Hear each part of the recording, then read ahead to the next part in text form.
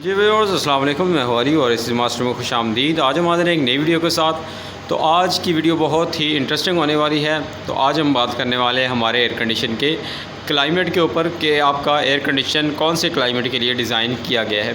तो क्लाइमेट को समझना बहुत ही ज़रूरी है, क्योंकि जब आप एयर कंडीशन अपना परचेज़ करने जाते हैं तो पाकिस्तान के मुख्तलिफ़ इलाकों में कहीं गर्मी ज़्यादा होती है तो कहीं गर्मी कम होती है। तो किसी ऐसी जगह पे जहाँ पे टेम्परेचर जो है वो 52 तक पहुँच जाए, वहाँ पे नॉर्मली आपने देखा होगा कि जैसे ही जून जुलाई के मंथ आते हैं तो हमारे एयर कंडीशन जो है वो हीट की वजह से ट्रिप होने लग जाते हैं।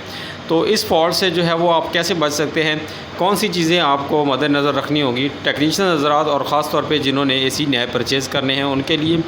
तो आपको पता है कि ग्लोबल वार्मिंग की वजह से, जैसा कि आपको पता है कि हमारा टेम्परेचर जो है वो हर साल जो है वो पहले की निस्बत ज़्यादा हो जाता है। तो इन चीज़ों को मद्देनज़र रखते हुए कुछ चीज़ें आपने जो है वो गौर से सुननी है और देखनी है कि जब भी आपने अपने एयर कंडीशन को परचेज़ करना है तो परचेज़ करने से पहले आपने ये देखना है कि आपका एयर कंडीशन जो है वो कौन से क्लाइमेट के लिए डिज़ाइन किया गया है। क्या आपका जो एयर कंडीशन है वो इस क्लाइमेट के लिए डिज़ाइन किया गया है कि आपका टेम्परेचर जो है वो अगर आउटडोर का टेम्परेचर, यानी कि अगर उसका एवरेज टेम्परेचर कहते हैं मशीन के जो साइड में टेम्परेचर होता है, यानी कि मशीन के आसपास का टेम्परेचर, वो जब 50 डिग्री से बढ़ जाए तो आपका एयर कंडीशन वर्क करता रहे। तो मैक्सिमम जो है वो 48 डिग्री तक हमारे जो एयर कंडीशन है वो बर्दाश्त करते हैं। अगर वो उसी क्लाइमेट के नहीं हैं तो वो जो है वो ट्रिप कर जाते हैं और बंद हो जाते हैं। तो इस फॉल्ट से बचने के लिए आपको मैं जो चीज़ दिखाने वाला हूँ वो बहुत ही ज़रूरी है। तो वीडियो शुरू करते हैं। तो वीडियो शुरू करने से पहले आपसे रिक्वेस्ट है कि अगर आप हमारे चैनल पे नए हैं तो हमारे चैनल को सब्सक्राइब ज़रूर कर दें और साथ में बेल आइकन को प्रेस कर दें ताकि मज़ीद ऐसे आने वाली वीडियोस आप तक पहुंच सके। तो अक्सर आपने जो है वो इस तरह के एयर कंडीशन के बाहर जो आउटडोर होता है उस पे साइड पे डिस्क्रिप्शन लगी होती है, उसमें आपने एक चीज़ नोट करनी है। तो उस हिसाब से आपने एसी परचेज करना है। तो चलिए मैं आपको दिखाता हूँ। तो नॉर्मली आपने एयर कंडीशन के अंदर यानी कि बाहर जो डिस्क्रिप्शन लगी होती है उसको आपने देखा होगा कि मैं आपको दिखा सकूँ। तो ये आप देख सकते हैं कि यहाँ पे एयर कंडीशन का मॉडल लिखा हुआ है, उसके बाद ठीक है रेटिंग वोल्टेज है जो आपके एयर कंडीशन को रिक्वायर्ड होते हैं, उसके बाद फ्रीक्वेंसी लिखी हुई है कि आपका एयर कंडीशन जो है वो कितनी फ्रीक्वेंसी पे ऑपरेट होगा, और यहाँ पे जो है वो चौथे नंबर पे लिखा हुआ है क्लाइमेट टाइप। तो क्लाइमेट टाइप यहाँ T1 है, तो ये T2 भी होता है और T3 भी होता है। उसके बाद नीचे जो है वो कूलिंग BTU वगैरह लिखे हैं, वाट वगैरह लिखे हैं। लेकिन आज जो हमारा जो टॉपिक है वो हमारा क्लाइमेट पे है। तो ये आप देख सकते हैं क्लाइमेट जो है वो यहाँ पे लिखा हुआ है टाइप, यहाँ पे लिखा हुआ है T1। तो मैं आपको बताता चलूँ कि इसका T1 का मतलब क्या होता है। तो बेसिकली जो हमारा T1 एयर कंडीशन है अपना क्लाइमेट है वो व्यूअर्स, यहाँ पे मैं आपको एक चीज़ दिखाता चलूँ कि जब भी आपने एयर कंडीशन को सिलेक्ट करना है, आपने एयर कंडीशन लगवाना है, तो उससे पहले आपको अपने इलाके का टेम्परेचर, अपने एरिया का टेम्परेचर जो है वो गर्मियों में यानी कि जून और जुलाई के महीने में टेम्परेचर जो है वो अपनी पीक पे होता है। तो आपको अपना इलाके का मैक्सिमम टेम्परेचर रेंज का पता होना चाहिए।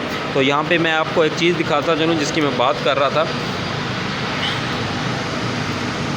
तो यहाँ पे आप देख सकते हैं कि सबसे पहले हमारे यहाँ पे मॉडल लिखा हुआ है, उसके बाद रेटेड वोल्टेज होता है जितना आपका एयर कंडीशन जो है वो वोल्टेज पे ऑपरेट होता है। उसके बाद रेटेड फ्रीक्वेंसी 50 हर्ट्ज़ है।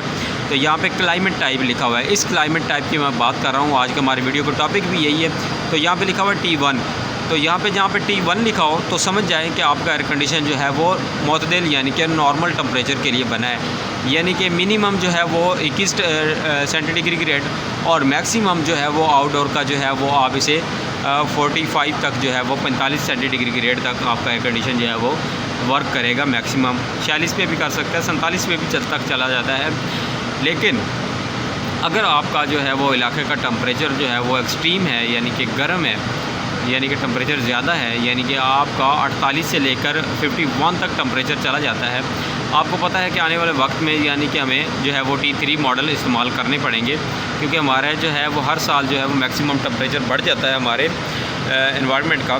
तो इसलिए यहाँ पे हम जो T1 है ये नॉर्मल टेम्परेचर के लिए है। इसके बाद जो T2 होते हैं वो ठंडे इलाकों के लिए होते हैं, जहाँ पे टेम्परेचर जो मैक्सिमम 30 से 35 रहता है, और जहाँ पे आपका 48 से 51 यानी कि 51-52 तक टेम्परेचर चला जाता है, वहाँ पे आपने T3 यूनिट्स इस्तेमाल करने हैं, तब ही आपका एयर कंडीशन जो है वो गर्म हालात में भी चल जाएगा। यानी कि जैसे सऊदी अरब है, इन जो है वो हमारे अर्बन एरिया, इनमें जो है वो टेम्परेचर जो है वो काफ़ी ज़्यादा होता है, तो उनमें T3 मॉडल इस्तेमाल होते हैं। अगर कहीं भी हमारा जो है वो T1 लगा हुआ है तो वो मैक्सिमम 48 टेम्परेचर पे जाके ट्रिपिंग करनी शुरू कर देगा। तो अगर आप चाहते हैं कि आपका ऐसी ट्रिप ना करे और रेगुलर जो है वो गर्म हालात में भी चलता रहे, तो आपने T3 यूनिट्स का जो है वो इंतखाब करना है। तो ये थी इसके टेम्परेचर के हिसाब से इसकी मॉडल की चॉइस करना जो है वो मैं आपको बता रहा था।